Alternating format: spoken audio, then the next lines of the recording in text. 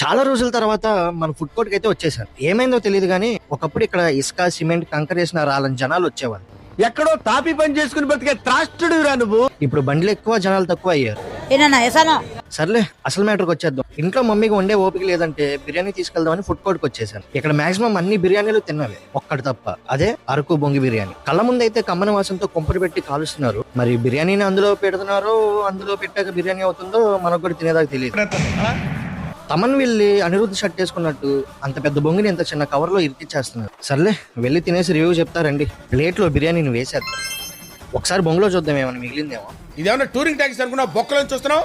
బిర్యానీని చూడ్డాకైతే టేస్ట్ చూద్దాం ఎలా ఉందో.